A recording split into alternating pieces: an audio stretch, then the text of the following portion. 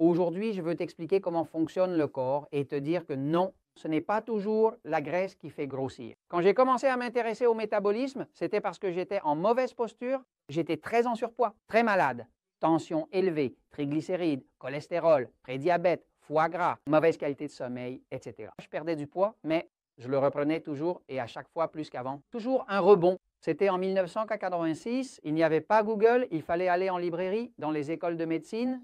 C'est ce que j'ai fait. Je suis allé étudier à l'Université de Porto Rico. Fouiller livres médecine, trouver sujet. L'ancien et l'actuel modèle nutritionnel. C'est un modèle énergétique très répandu. L'obésité serait principalement causée par un excès important de calories et une faible dépense calorique. Donc, il reste des calories excédentaires qui se transforment en graisse corporelle.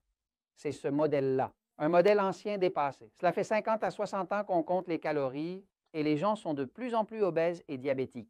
Je me suis donc penché sur le métabolisme et j'ai découvert un autre modèle, le modèle nerveux. Hormonalo-nerveux. Si la partie excitée du système nerveux est trop fortement stimulée, ce stress physiologique provoque une réponse immédiate et significative du foie, situé ici, qui stocke alors du glucose. Quand vous êtes stressé et que le système excité s'active, le corps se prépare à fuir ou à se battre et libère ce glucose dans le sang. Quand ce glucose est libéré, la glycémie augmente et le corps détecte cela grâce à un autre organe, le pancréas. Il produit alors de l'insuline. Quand il détecte trop de glucose, il produit cette hormone appelée insuline. Et si vous combinez glucose plus insuline, vous obtenez une seule chose, de la graisse. Ce modèle hormonalo-nerveux nous dit glucose plus insuline ou graisse. Et glucose plus insuline plus graisse, est encore plus de graisse. Par exemple, vous mangez une pizza, vous consommez de la farine de blé qui devient glucose et force le corps à produire de l'insuline. En plus, la pizza est grasse. Vous avez glucose plus insuline plus graisse, alors plus de graisse. Mais on sait aussi que la graisse seule, sans insuline, produit moins de graisse. C'est là que vient la fameuse diète cétogène. Le régime cétogène basé uniquement sur la graisse. Et les gens maigrissent avec ça. Pourquoi? Parce que s'il n'y a pas d'insuline, la graisse ne s'accumule pas.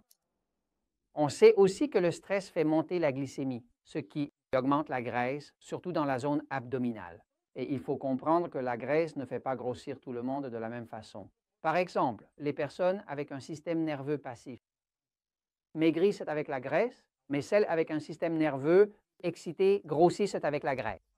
Donc la graisse ne fait pas grossir tout le monde. Cela dépend si vous avez un système nerveux excité ou passif. C'est l'inverse. Donc la graisse ne fait pas grossir. Cela dépend de votre type de système nerveux, excité ou passif. La vérité réussit toujours. Abonnez-vous à Métabolisme TV et améliorez votre santé grâce aux recommandations du livre « La puissance de votre métabolisme » de Frank Suarez.